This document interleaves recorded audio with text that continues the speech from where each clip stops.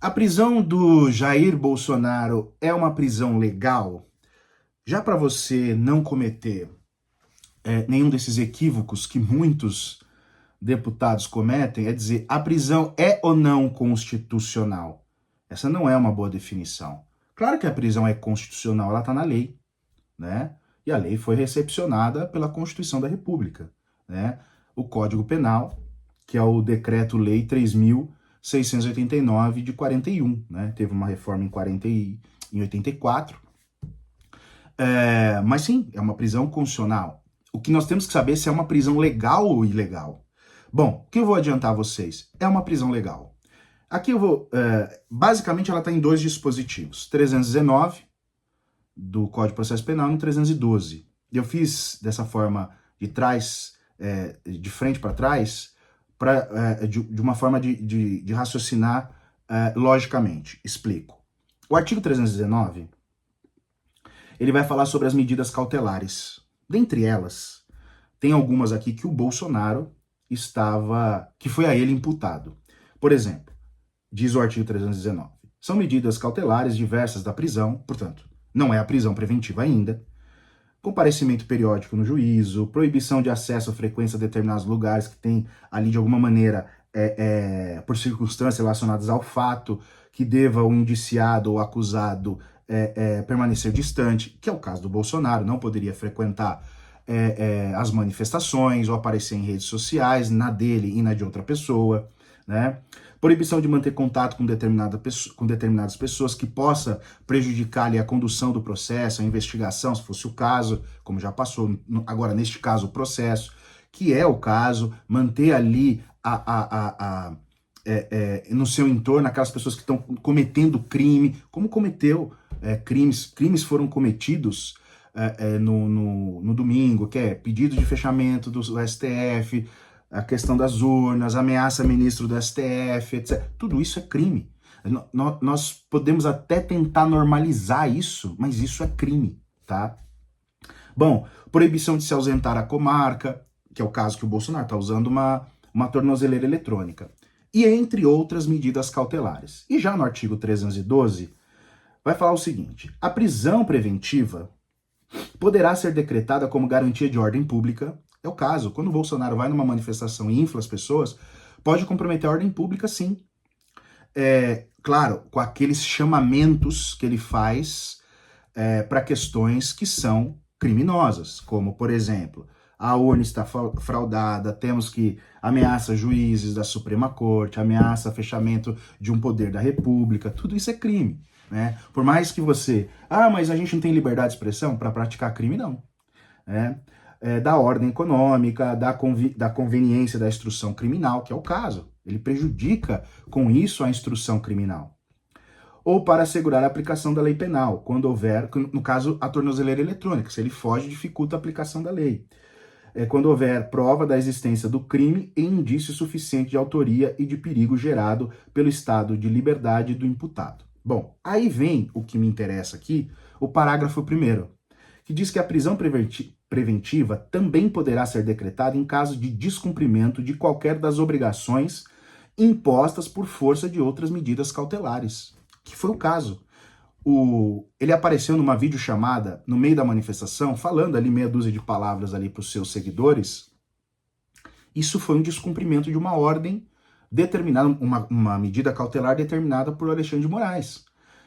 E depois disso, uma outra medida foi descumprida. O filho dele filmou essa aparição dele e publicou na sua rede social, uma vez que ele também estava proibido, o Bolsonaro, de publicar em suas redes, mas também que conteúdo dele fosse publicado em qualquer outra rede. Ele não pode dizer, eu não sabia, porque era do filho dele, né? Portanto, houve ali, neste caso, 2 violações, pelo menos. E aí, como diz aqui o parágrafo 1º do artigo 312 do Código de Processo Penal, não tinha outra alternativa senão determinar prisão preventiva. Mas, dentre as medidas mais duras, Alexandre de Moraes optou nesse primeiro momento de aplicar, não há uma hierarquia entre as medidas, ele já poderia aplicar a prisão preventiva para se cumprir no edifício prisional, mas ele preferiu que fosse a prisão domiciliar. Eu concordo? Não, não concordo. Acho que deveria ser a prisão num edifício prisional. Não só por essas violações, porque ele já vem violando há algum tempo, tá? A cada vez que ele aparece e ameaça um ministro, ou ele, o filho, porque o filho está lá fazendo uma pressão para punir, e está punindo, né, uma sanção contra o ministro Alexandre de Moraes, e ele, Bolsonaro, já disse mais de uma vez que está pagando para o filho estar lá, ou seja, financiando ele a pressionar e forçar que sanções de uma nação estrangeira seja aplicada a um ministro de uma Suprema Corte que está conduzindo o processo que o pai dele é réu. Bom, então para mim já havia motivos de sobra para se requerer a prisão preventiva, mas optou Alexandre de Moraes em não tensionar. Bom, uma outra coisa é dizer o seguinte, que eu estou lendo nas redes sociais, de quem é a culpa? Bom, gente, a culpa disso tudo, por incrível que pareça, e pode parecer cômico se não fosse trágico, é dizer que é dos próprios bolsonaristas.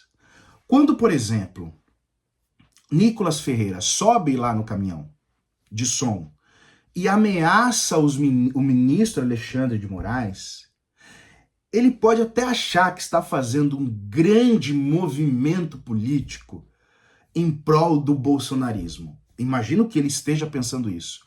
Quando, na verdade, trocando em miúdos, o que ele está fazendo é prejudicando a defesa de Bolsonaro. Porque ao fazer isso, e o que ele fez, e pegar aquelas imagens em que inclusive aparece Bolsonaro e publica, ele está descumprindo uma determinação judicial. E vale lembrar que a ele próprio pode ser imputado uma prisão também.